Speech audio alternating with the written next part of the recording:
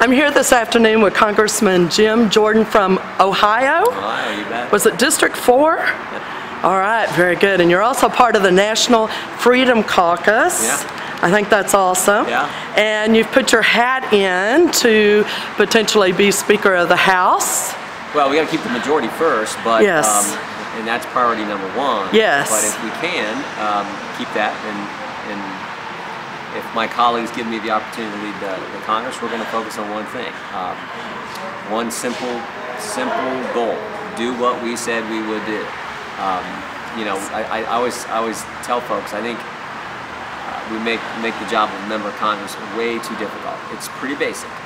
What did you tell the voters you were going to do when you ran for office? Go do that. Whatever when you were out campaigning, you have this, you form a contract with the voters, you tell them what you stand for, what you're going to do if you get the privilege to go serve them, and then if you get that privilege, go do what you say. Go do it, absolutely. Sounds like a good plan to me. I got to ask you, there's a lot of craziness in Washington right now. I've never seen it like this. The left, we actually just did a tweet today where we said, today's left, applaud Kaepernick and destroy Kavanaugh. I mean, think about this. They applaud Kaepernick when he disrespects the flag. They embrace Governor Cuomo when he says America was never that great. And they applaud Maxine Waters when she says go out and harass anyone who supports our president. So this is the most extreme positions I've ever seen from the left and from the Democrat Party in American history. And that's why and I think that's how we have to frame this election up. Are you gonna subscribe to the craziness that the left is now saying? They're gonna raise if they get power, they're gonna try to raise your taxes, abolish ICE, socialize medicine even more, impeach our president? Or are you gonna look at the record under 20 months of President Trump's leadership? Yeah. Now think about this. In 20 months, regulations reduced, taxes cut, economy growing at 4.2%, unemployment at its lowest in 20 years, Kavanaugh headed to the court, Gorsuch already on the court. We're out of that crazy Iran deal. The embassy is in Jerusalem, and hostages have been returned from North Korea. That's a phenomenal record. That is. That's a phenomenal term. Yes. That's happened in 20 months under President Trump's leadership. And so I think that's how you frame it up. And we got a guy right here, Chip Roy, who understands that he's going to go there and fight for the things he told the voters he was going to do. He's going to stand up and help President Trump get this stuff done. We're going to oppose the radical left. What do you think precipitated or has fueled this division that's going on? The president. The left just cannot, the establishment, the swamp, the left, they cannot, they're just out to stop President Trump. They're out to stop his policies. I've never seen it this way because he got elected and came to that town with one mission: to disrupt the way that place is normally run, and that is a good thing. Yes. It is a darn good thing, and they are out to get the president and stop his policies. So that's really what's driving so much of this. But look, I learned a long time ago in life, if you want to accomplish anything of meaning, anything of significance, anything of real and lasting value, it takes work, it takes effort, it takes sacrifice. That's just the way the good Lord made it. So it's not going to be easy, but it's worth fighting for. Yeah. Here in Texas, some of our primary issues are the border. Tell me your thoughts on the wall and immigration and all the stuff. The biggest promise the American people remember from the 2016 campaign was the border security wall. And while the president has accomplished a number of things, mostly because of his leadership, the Congress hasn't come through on some of the big things that we told the American people we were going to do. And first and foremost is building that border security wall. Look, I mean, this again is a huge contrast with the left. Remember when Secretary Clinton said she wants a borderless hemisphere in the campaign? You got Democrats talking about abolishing ICE and having just an open border versus our position, which is any sovereign country has a right to control their border and know what's happening on their border. So we need this border security wall. Not only is it just consistent with the rule of law and knowing what's going on your border, it's going to help us with some other big problems. This drug problem, this opioid problem. Big cause of that is because we don't control the border, and also the gang problem. And some of the terrible things that have happened as a result of MS-13 being able to get across our southern border and do the terrible things that they've done. That can help. We can help stop that too if we get that border security wall done. It's priority number one, but unfortunately we haven't got it done yet. So what do we do about immigration? The wall is obviously needed. What do we do? Now they say we have 22 million. We had a great piece of legislation that did things in the prioritizing fashion that I think they need to be done. It said build the border security wall, stop the visa lottery, end chain migration, deal with sanctuary city policy, reform our asylum laws, right down the list. Everything, just common sense that we all know needs to happen, that we all campaigned on. And then it says once we get all that done in that prioritizing way, we're willing to look at this DACA situation and address it as well. Yeah. That bill got 193 votes in the House. The closest one to passing was the one we conservatives all supported. It's the one that Chip supported. It's the right kind of right kind of legislation. But unfortunately, we didn't get enough votes in the House to pass it, and that's the frustrating part because, again, some of my colleagues just didn't want to support the legislation that I thought the campaign was all about. But that's how we got to address all those issues. So we've got to change some of your colleagues. Well, the American people have a way of waking up all members of Congress, I think, to what needs to be done.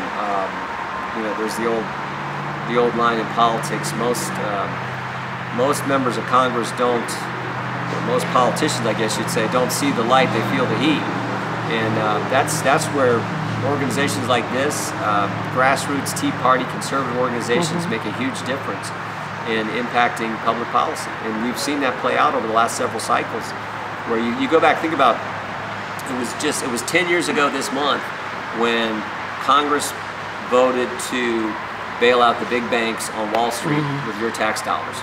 And I would argue that was the event that started to launch this conservative movement and this conservative outrage that ultimately led to President Trump getting elected. Because first it was that, then it was when Obama's in office, with the Democrats controlling Congress, you get the big stimulus spending bill, you get Obamacare, and then the American people said, all right, we're going to take back the House, give it back to Republicans. That happened in 10, didn't get enough done there. They said, all right, we're going to do the Senate in 14, and finally they were so frustrated with things not getting done.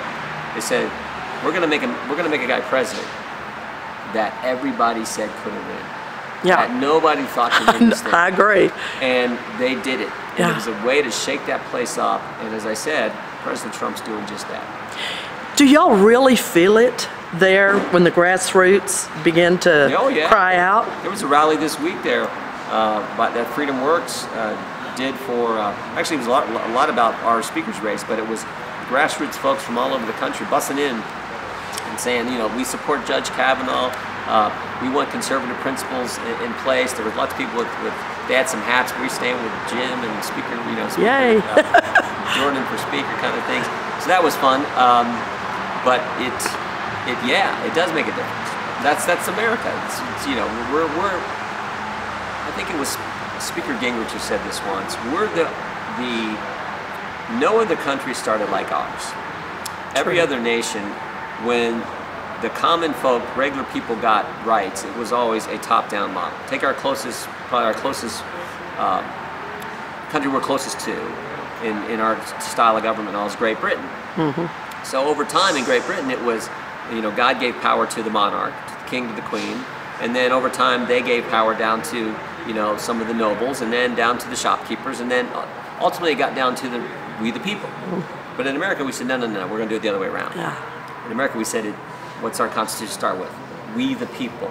We loan power to government to protect the rights we got from God. What a concept. I don't think the Democrats are clued in on that one. So our nation is so unique, so special, and truly the greatest nation ever because that fundamental premise, God gave us rights because we are made in His image. We loan power to government to protect the rights we already have by the fact that we were created in God's image. No other country started that way. And it's what makes us unique and special. And that's why it's so important we fight for those fundamental principles and fundamental values that made us the great country we are. One of the big races here in Texas is Cruz versus one of your colleagues, Beto O'Rourke. I love the smile on your face. We got to help Ted. Senator Cruz is a good man who's been fighting the good fight.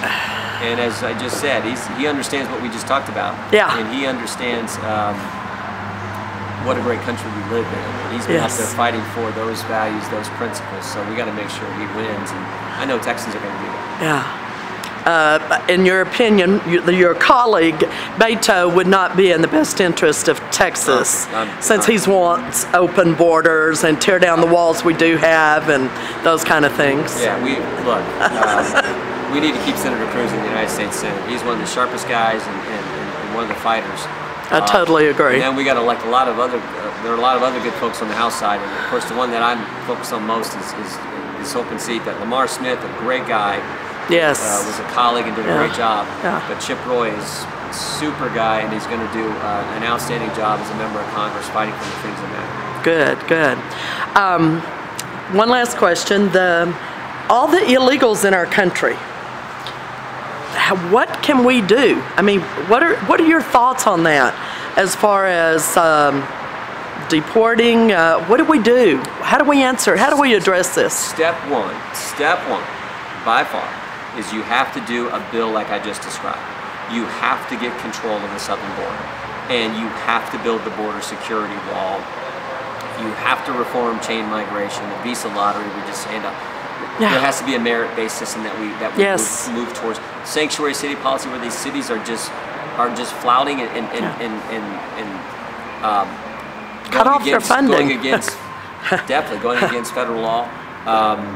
You have to deal with all that before you even get to that question. Because right now, understand, Americans don't trust Congress to do the right thing on immigration. Because way too often they've had this, we'll do amnesty now, and we promise we'll get to the security and changing our immigration laws in the future the way you want. And Americans there say, nope, we're not falling for that again, and I don't blame them. I would say don't fall for that. We got to do the right things up front first before we address the DACA population and the so-called dreamer population as well. Wow. Got to ask you one more. Sure. Because you're in the race for Speaker. What are you bringing to the table as a potential Speaker of the House? Well, this is probably the first time it's been tried where you, in essence, try to nationalize what's truly a student council election. So we announced early. Almost every major conservative organization around the country is supporting us. They've surveyed their members. Take FreedomWorks, for example. FreedomWorks surveyed their members, and it was 99.2 for us and 0.8 for our opposition. So strong as grassroots. Hannity's endorsed this, Mark Levin, Lou Dobbs. I mean, so it's been great. But again, it's a student council election. So what I've said is, if we keep the majority, and I'm given the chance to lead, we're going to focus on what I said, building the border security wall, replacing Obamacare, reforming our welfare system. Why in the world should able-bodied adults in our welfare population get your tax dollars and not have to do something to get those tax dollars? We got 40 million people in food stamps. Lots of those people or illegals are able-bodied people getting your tax dollars, and there's no requirement for the gift. So those are the kind of changes we have to make. And then we got to change the process and make it a bottom-up grassroots process, like I talked about, that's consistent with our country, not the speaker and a few people at the top making all the decisions. Yeah. So you've got a good relationship with President Trump, then. Very good. Yeah. I will tell you, the president's a good guy, and I wish every American could meet him, because you so appreciate. He loves our veterans, our law enforcement, hardworking regular business owners and regular families. He just has a passion for this country, and he truly wants to keep America great, and I think he's doing an outstanding job. I do too. I'm believing for an opportunity to do an interview with him. Hope it happens. Me too. Thank you so much for your time. I know you have to run. Thank you, Kate. Thank you. Appreciate it. You bet.